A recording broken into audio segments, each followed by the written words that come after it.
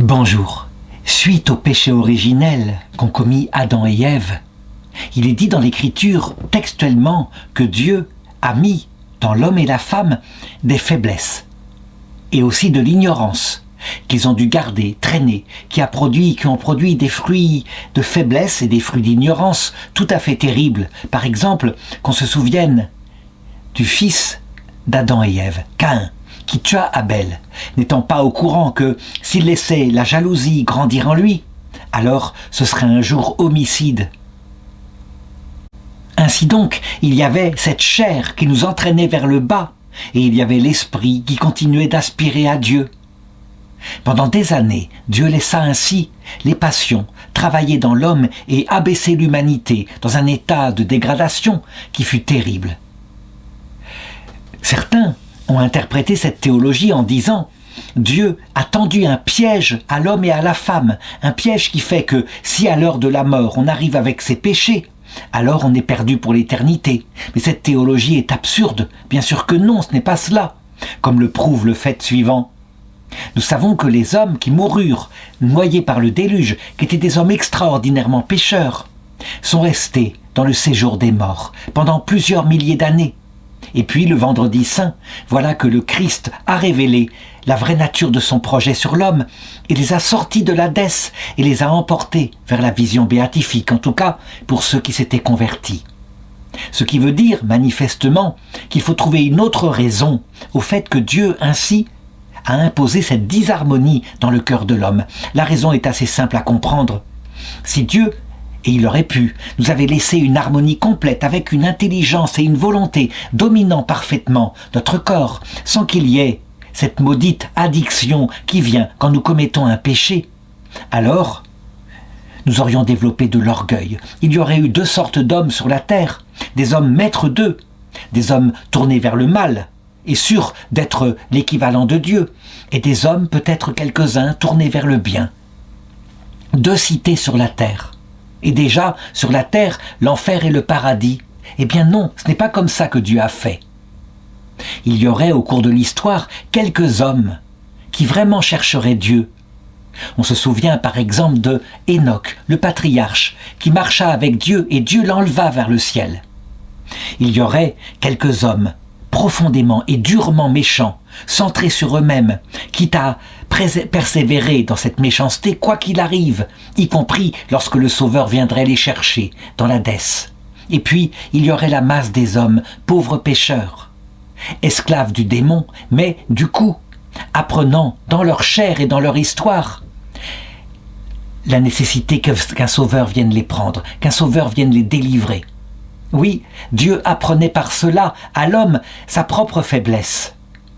Lorsque Jésus se fit homme, il ne supprima pas une certaine part d'ignorance, puisque, étant venu sur la terre, il partit vers le ciel le temps de son retour. Son retour qu'allait se passer à l'heure de la mort de chacun, mais aussi à la fin du monde. Et puis, il nous laissa la faiblesse en nous. De la même façon, parce que, je dirais, la foi chrétienne ne supprime pas complètement l'orgueil.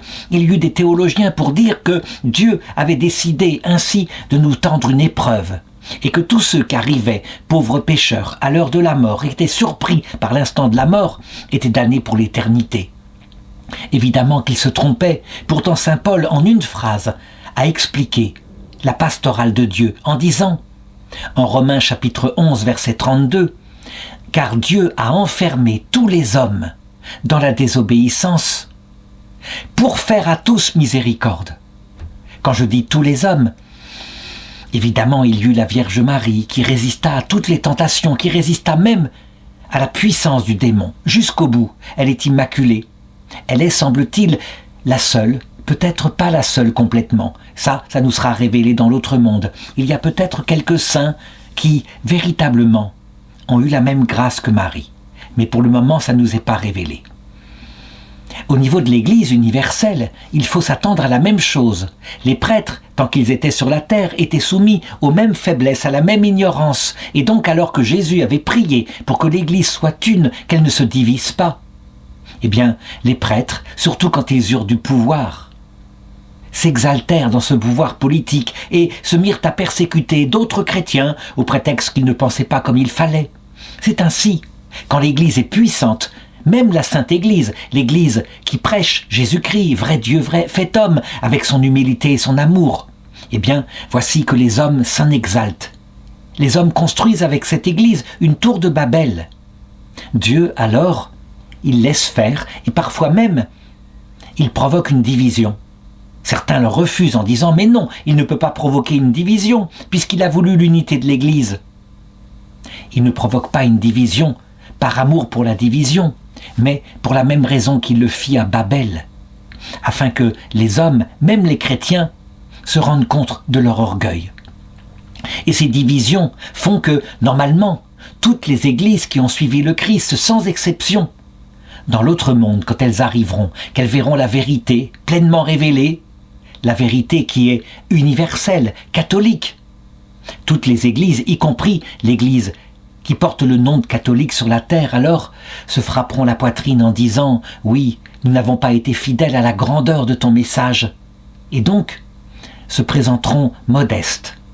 Je l'ai dit, personne n'échappe à cela. Je voudrais donc raconter ici une histoire terrible qui montre de quelle façon toutes les églises, orthodoxes, catholiques, je ne parlerai pas ici des églises protestantes, mais je pourrais dire la même chose, toutes devront apparaître devant le Seigneur, à genoux, et qu'il nous purifiera. Comment, par exemple, lorsque la division arriva en 1054 entre orthodoxes et catholiques, avec une frontière plus ou moins délimitée qui passait par la Pologne, la Hongrie, qui remontait jusqu'à Constantinople, eh bien, il y eut à cette frontière, entre des disciples du Christ ayant la même foi, sauf sur un point particulier, d'où venait, en théologie fondamentale, la certitude de la vérité. Eh bien, comment ils se déchirèrent, se divisèrent, se mirent à se haïr, considérant l'autre comme hérétique, le rejetant, et il y eut même des martyrs. J'ai raconté dans d'autres histoires des saints martyrs catholiques, parmi les gréco-orthodoxes, donc en Ukraine en particulier, mais pas seulement, tout au long de cette frontière, qui fut parfois martyrisée par les tsars orthodoxes. On se dit, ah, vraiment, on le voit, il y a eu de la dureté chez les orthodoxes. Oh, que les catholiques ne se prennent pas pour mieux. Il y a eu exactement la même chose de l'autre côté, qu'on pense par exemple aux rois polonais qui, à un moment donné, attaquèrent la Russie pour essayer de la latiniser, de la rendre catholique. Je voudrais raconter à cet égard un exemple particulier, l'exemple d'un saint martyr orthodoxe, un prêtre, un humble prêtre, âgé de moins de 30 ans, saint Maxime Sandowitch, un prêtre qui fut fusillé par les soldats catholiques de l'Autriche-Hongrie au début de la guerre 14, parce que, manifestement, il était vraiment, profondément, et comme croyant, orthodoxe, fervent orthodoxe. Il a été canonisé par l'Église orthodoxe, et donc c'est un exemple pour nous catholiques au cas où nous voudrions nous prendre pour quelqu'un. Saint Maxime naquit donc en 1886 du côté de Zdeninja, dans la région de Lemko, cette région qui se trouve en Ruthénie subcarpatique, une région qui se trouve donc, on peut le dire, eh bien, à la frontière de la Hongrie, qui est catholique, et puis de l'autre côté il y a le monde orthodoxe, donc une frontière des deux religions. À cette époque-là, cette partie n'était pas indépendante et ne faisait pas partie d'un monde orthodoxe, mais faisait partie de l'empire d'Autriche-Hongrie, un empire fait de briques et de brocs qui tenait comme il le pouvait, sous la puissance de la ville de Vienne et des empereurs. C'était un empire qui n'allait pas survivre à la guerre 14, mais ça, c'est une autre histoire qu'il n'allait pas connaître. Tout ce qui est sûr, c'est que il s'avère que Maxime était profondément orthodoxe, appartenant à une famille orthodoxe. Son père, qui s'appelait Timojev, était chantre à l'église gréco-catholique de Zdynia. L'église gréco-catholique, qu'est-ce que c'est? Eh bien, en fait, c'est une église catholique, mais qui utilise la liturgie orthodoxe. Et ça aussi, ça a été source de vrais conflits entre les deux religions à cette frontière. Parce que les orthodoxes disaient « Vous êtes des menteurs. Vous détournez le peuple de Dieu, de la vraie foi, en ayant la même liturgie. Et les gens viennent dans vos églises et ils ne savent pas qu'ils ne sont pas chez les vrais orthodoxes. Ils sont chez les catholiques, les latins, qui sont hérétiques, qui ont modifié le credo. Les catholiques les appelaient les uniates à cette époque-là. Et maintenant, au XXIe siècle, on considère qu'effectivement, cette façon d'intégrer dans l'Église latine catholique des orthodoxes, par une sorte de ruse, n'était pas très correcte. En tout cas, dans sa jeunesse, on peut le dire que Maxime était attiré par la vie du sacerdoce, la vocation. Il termina ses études dans les villes voisines de Jaslo et de Novi Sarks, et puis il entra au séminaire basilien gréco-catholique de Cracovie, donc au cœur de l'Église catholique, avec cette tentative venant de Pologne. Donc, je l'ai dit, d'attirer ainsi des chrétiens orthodoxes vers l'Église catholique. Et là, évidemment, il se rendit compte à quel point il y avait quelque chose d'incorrect dans cette manière de faire, qui n'était pas tout à fait respectueuse. Un peu comme si les orthodoxes, par exemple, avaient célébré en rite latin pour attirer les catholiques et ensuite les détourner du pape. Une fois, je suis allé dans cette région, à cette frontière, je me rappelle, et à des gens qui me demandaient quelle était ma religion, je leur avais dit que j'étais catholique, étant naïf, venant de France. Et là, je m'étais aperçu de la haine indicible qui tout de suite est apparue sur leur visage. En réalité, il y a tout un passé.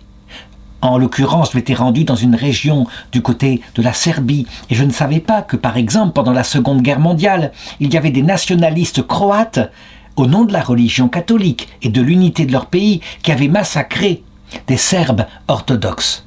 La haine donc se transmettait de génération en génération. C'était un monde étranger pour moi, mais à cette frontière, les gens en étaient parfaitement conscients. Eh bien, Maxime, à un moment donné, sentit cette même chose, ce manque de correction. Et donc, à un moment donné, au moment où on essayait de dénationaliser, d'enlever la culture ruthène, il franchit la frontière de l'Empire russe et il entra dans le célèbre monastère orthodoxe de Botchaïev. Et là, il avait un talent exceptionnel, il était extraordinairement cultivé. Voici que l'illustre évêque Antoine Krapovitzki l'inscrivit de sa propre initiative pour qu'il devienne prêtre orthodoxe. Il l'inscrivit au séminaire orthodoxe de Jitomir. Ainsi donc, pour des raisons de racines anciennes, puisque sa famille à l'origine était orthodoxe, il n'avait rejoint l'église gréco-catholique que comme cela, par surprise. Eh bien, on peut le dire, il fit le pas. Il rejoignit l'église orthodoxe de ses ancêtres. On peut bien sûr imaginer qu'il y eut de longues discussions à propos des points de divergence. Certains points de divergence sont parfaitement secondaires, on le sait, n'ont aucune importance. La manière de porter la barbe ou de ne pas la porter pour les prêtres, la façon dont on pratique le cancarême avant Pâques, la façon dont on chante Alléluia ou pas à certaines périodes.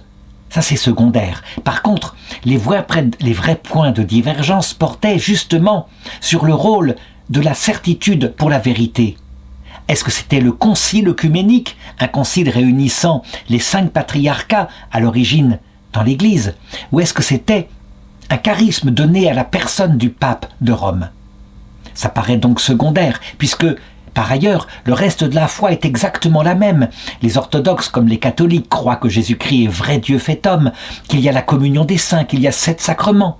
Tout est semblable. Cette Église, pendant plus de 1000 ans, a été une seule et même Église.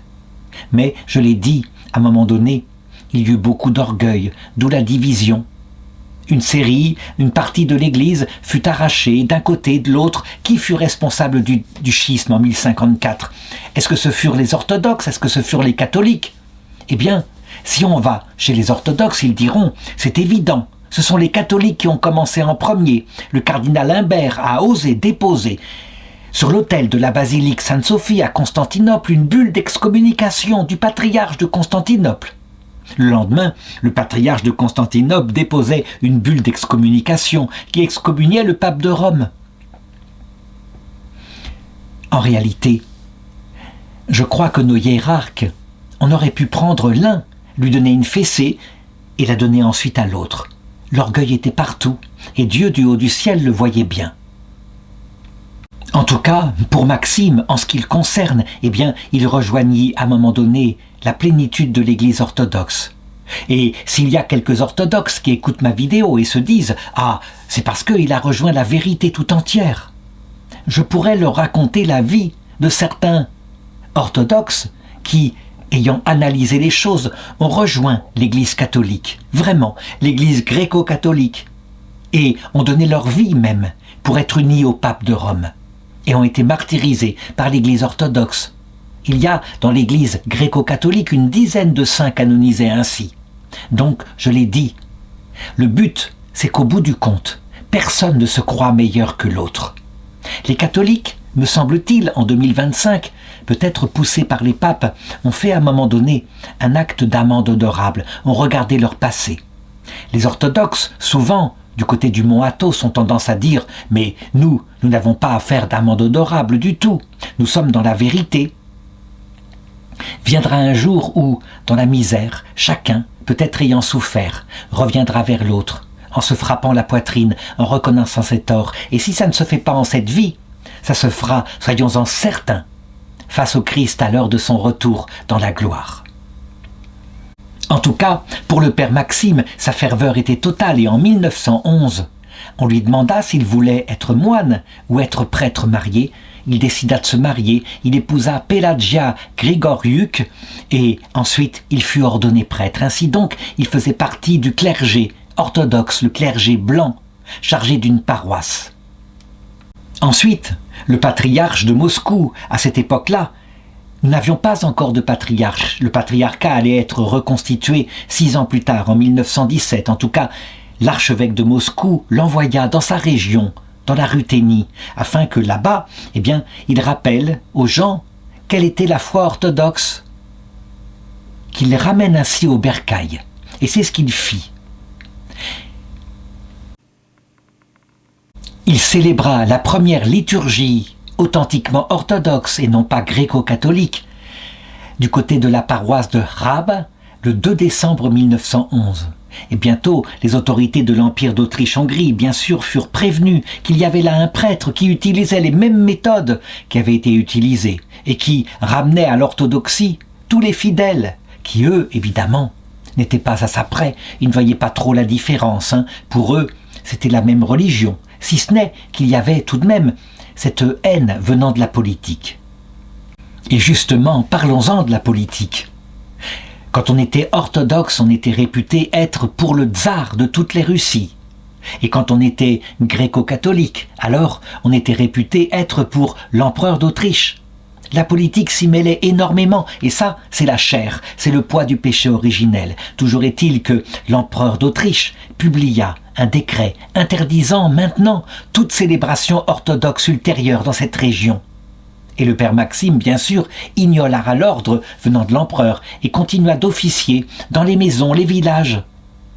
La police austro-hongroise le condamna à plusieurs reprises à des amendes et même il fut placé en détention provisoire à un certain moment. Vraiment, on le voit en cette période où le nationalisme était près de déborder dans la Première Guerre mondiale, où chaque nation pensait qu'elle était un peu le centre du monde, et cette idéologie qui n'a rien de religieuse devenait une idole monstrueuse. Eh bien, on vit un peu partout ce genre de persécution. En Pâques 1912, il fut cette fois arrêté avec son ami et père spirituel, le père Ignace Udima.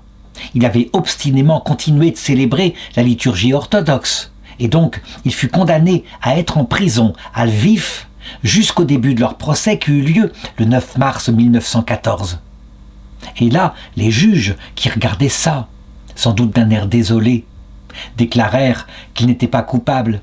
Et donc, ils purent être libérés immédiatement. Il retourna dans son village natal et là, il continua son ministère auprès de ses paroissiens qu'il ramenait à l'église orthodoxe. Vraiment, je l'ai dit, c'était par la police que l'Empire austro-hongrois tenait. Il y avait dans cet empire la Serbie qui était pleinement orthodoxe. Et on le sait, quand l'archiduc d'Autriche, le successeur, celui qui allait succéder à l'empereur, fut assassiné à Sarajevo, ce furent le début d'événements terribles, avec l'obligation par l'empereur d'Autriche à la Serbie de livrer les coupables et le mépris de la Serbie qui ne voulut pas obéir, et la guerre qui éclata, et là, tous les nationalismes surgirent, à savoir que le tsar des Russies déclara la guerre à l'Autriche, puisque le tsar avait fait une alliance avec la Serbie orthodoxe. Et l'Allemagne, quant à elle, elle s'allia avec l'Autriche, parce que, tout simplement, on était de la même langue. L'Allemagne était en partie protestante, mais tout de même, c'était des Germains. Et ainsi, d'étape en étape, d'alliance en alliance, commença cette grande guerre meurtrière qu'allait marquer le suicide de l'Europe au nom d'une idéologie. Idéologie qui était nationaliste, mais qui était, je l'ai montré, teintée de religion, souvent les frontières étant exactement à l'endroit où étaient les religions. Le plus souvent, c'était pas comme ça que ça se passait. En tout cas, il me faut raconter maintenant ce qui se passa pour le père Maxime. Eh bien, au début de la Première Guerre mondiale, le 4 août 1914, il avait 28 ans. Il fut de nouveau arrêté par la police austro-hongroise. Lui, son père, sa mère, son frère et sa femme furent contraints de se rendre à pied à la prison sous la menace des baïonnettes des soldats. Et là, ils furent placés dans des cellules séparées et privés de toute possibilité de se voir. Cependant, cette fois, il n'y avait plus, je dirais, de procès en vue. Ce qu'on voulait simplement, c'est faire disparaître ceux qui étaient considérés comme des ennemis appartenant à l'autre camp. Et donc, le matin, le père Maxime, qui venait de se réveiller dans sa cellule, qui avait récité ses prières matinales, comme d'habitude, vit surgir dans la prison des soldats autrichiens, qui le conduisirent directement jusqu'à un mur de la cour de la prison, et ils l'attachèrent et lui bandèrent les yeux. Et là, il comprit ce qui l'attendait. Alors, il leur dit simplement: « Ayez la bonté de ne pas m'attacher. Vous verrez, j'irai paisiblement là où vous voudrez me mener. » Et il est suivi, très exactement, il est suivi jusqu'à ce mur, et on lui arracha sa croix pectorale de prêtre orthodoxe. On la jeta à terre, en traçant un X à la craie, à l'endroit où, pour les soldats, était indiqué qu'était l'emplacement du cœur, ce qu'il devait viser. Et donc, il se prépara ainsi, sans même avoir l'autorisation de se confesser, ni même de faire une prière, à la mort. Et son dernier cri fut celui-ci: « Vive le peuple ruthène, vive l'orthodoxie !» Ce qui, je crois, résume un peu la mentalité, on le voit, ou quelque chose de passager.